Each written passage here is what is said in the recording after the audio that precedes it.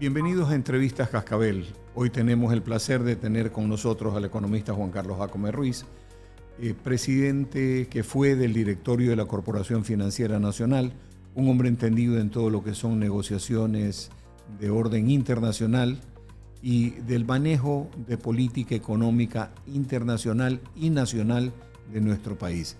Gracias por aceptar nuestra invitación, Juan Carlos. Bienvenido. Un gusto estar con ustedes y bueno, a las órdenes. Muchas gracias. Juan Carlos, el Ecuador entró ayer en un conflicto con uno de sus principales socios económicos, que es Colombia, sobre el tema de arancel de importaciones. Existe en el medio el criterio de que el presidente Noboa impone este arancel del 30% como respuesta a una acción política del gobierno colombiano que pide la entrega de Jorge Glass, por un lado. Por otro lado, la explicación oficial del gobierno es que se impone este arancel como una medida de salvaguarda prácticamente para poder sostener el embate del ingreso de droga al país.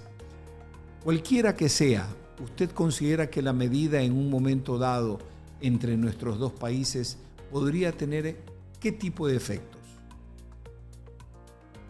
Sí, bueno, en realidad, como usted lo menciona, no hay mucha claridad de cuál es la motivación de esta arancel del 30%. Lo que evidentemente uno puede suponer ya por la experiencia en estos ámbitos políticos es que debe haber alguna verdad de fondo que la ciudadanía y el empresariado lo conoce. Y que definitivamente tiene que tener un tema de importancia para el país. Obviamente, como en todo conflicto, siempre hay efectos colaterales y siempre en estas decisiones hay que valorarlos, ¿no? Entonces, evidentemente, esta decisión va a traer mucha incertidumbre en el mercado comercial binacional. Toda consideración que Colombia es un proveedor importante de materias primas del país, ¿no? Y esto podría encarecer el costo de producción en algunos casos o realocando transacciones a otros países de otras latitudes, ¿no? Cuando uno importa, trae productos de otro país, cualesquiera que éste sea, todos los costos que tiene esa importación, hablemos de precio FOB, costos de embarque, pólizas de seguros, impuestos arancelarios. ¿Quién termina pagando todo eso? Bueno, depende de cómo sea el mercado que uno enfrenta. Digamos que hay mercados en los que uno tiene cierto poder relativo en ese mercado, lo traduce generalmente al consumidor final, o bueno, al cliente final, porque puede ser una industria intermedia, ¿no? No solo una persona. Y si el mercado de alguna forma tiene mucha competencia, probablemente ahí se traduzca en una merma en la ganancia, ¿no? Porque para poder seguir compitiendo en el mercado probablemente haya que asumir ese costo, ¿no? Pero en definitiva, esa factura la paga la ciudadanía o en este caso los dueños de empresas, ¿no? Entonces podríamos decir, a grosso modo, que la imposición de ese 30% de tarifa arancelaria al producto que viene de Colombia es realmente un costo adicional a pagar por parte del consumidor ecuatoriano. Sí, definitivamente. Es decir, cuando hay un incremento arancelario, esa factura la paga, digamos que el mercado que está imponiendo esa tarifa, ¿no? Salvo que, porque digamos que eso es un análisis estático, como mencionaba, qué sé yo, mañana el proveedor colombiano que me da, yo qué sé, tuberías, resulta que hay un competidor colombiano en Perú, entonces ya puedo quizás relocar de otro proveedor, ¿no? Ahí quizás el efecto sea menor que si trajera 100% de Colombia bajo el arancel establecido, ¿no?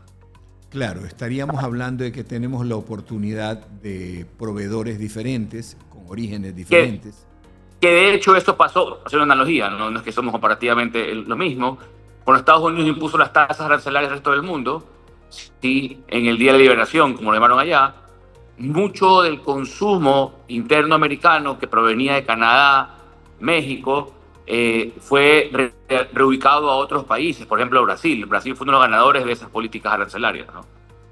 Y que en este momento Brasil, haciendo un breve paréntesis, también está castigado con una serie de cuestiones arancelarias. Claro, sí, y de migración. En el segundo tiempo también lo castigaron, pero digamos que el primer beneficiario, cuando hubo el primer momento, fue Brasil y ciertos países de Asia. Pero digamos que algo parecido podría existir en el comercio internacional, ¿no? La realocación de los proveedores, ¿no? No es inmediato, lo que va a generar en el primer momento es una suerte de escasez en las cadenas de abastecimiento, porque hasta que uno como empresario empiece a ver y calcular dónde conviene más, por último, para la proveeduría y deja de estoquearse, ¿no? Claro, definitivamente. Y eso en el Ecuador es bastante dificultoso porque tenemos especialmente materias primas que vienen de Colombia y que por su transporte por tierra, por su facilidad de compra, cercanía de ubicación, genera un costo menor hasta el momento. Luego pues sería de comprar un beneficio similar tendríamos con Perú, pero si ya es un poco más lejos, Brasil, bueno, Venezuela no tiene nada, Estados Unidos, México, Europa, lógicamente tenemos un costo mayor, especialmente en costos de movilización. De acuerdo, el flete, de acuerdo. Pero al final, o sea, son números, ¿no? Como decía, son números y sí, o sea, esos cálculos, mientras ocurran esos cálculos, probablemente se dejen de abastecer, ¿no? Que es lo racional en este caso.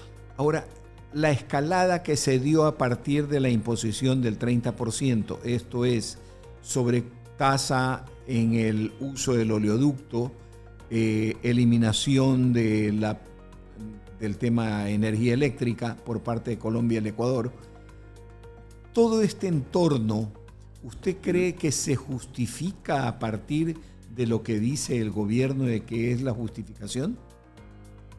O sea, de lo que está formalmente expuesto, diría yo que el perjuicio potencial sería mayor que el beneficio potencial. Pero en política, generalmente uno no sabe lo que está de fondo y podríamos pensar que quizás hay un beneficio inconmensurable que está detrás y supera el beneficio, ¿no? El perjuicio, perdón. Pero digamos que en lo objetivo, en lo pragmático, en lo que estamos viendo, creería yo que el perjuicio potencial superaría el beneficio que podamos ver, ¿no? Se ha planteado la posibilidad de un diálogo que originalmente fue planteado por Colombia para el día domingo 25, pero Ecuador, indicando o alegando la existencia de compromisos anteriores, ha pedido señalamiento de nueva fecha. ¿Usted cree que este encuentro, a confirmarse por parte de Colombia, podría arrojar alguna luz favorable? Siempre el diálogo lleva a mejor resultado que la ausencia de él, ¿no? Y como se cuecen, digamos, que las habas a nivel político, siempre esas reuniones finales son, digamos, que la resultante de ya un trabajo previo a nivel diplomático, que seguro ya debe estar en funcionamiento para lograr el equilibrio que se busca, que probablemente nadie lo sepa, digamos que ni usted ni yo capaz sabemos qué es lo que está de fondo, pero definitivamente toda esa maquinaria diplomática debe estar en juego, y cuando veamos esas fotos es porque ya se logró quizás algún equilibrio estratégico, ¿no? Mientras tanto, creo que viviremos en la incertidumbre de que al final hasta qué nivel va a seguir escalando esta escaramuza, que creo yo será temporal, sobre todo porque veo que las relaciones de poder entre Ecuador y Colombia no son balanceadas, ¿no? Creo que por lo que mencionaba por ejemplo, de la energía eléctrica, si tuviésemos algún déficit, estamos en una relación, digamos que no favorable para negociar. Entonces, esos tipos de detalles creo que no son menores y que deben ser puestos en la mesa de valoración para ver hasta qué punto se estira esta política sin que se sienta afectado el Ecuador, que de hecho, en la realidad es, digamos que el 30% y la afectación comercial no es nada comparable con apagones nuevamente, ¿no? Entonces creo que quizás ahí, en ese segundo punto, está realmente la sensibilidad de hasta cuándo estirar la soga, ¿no?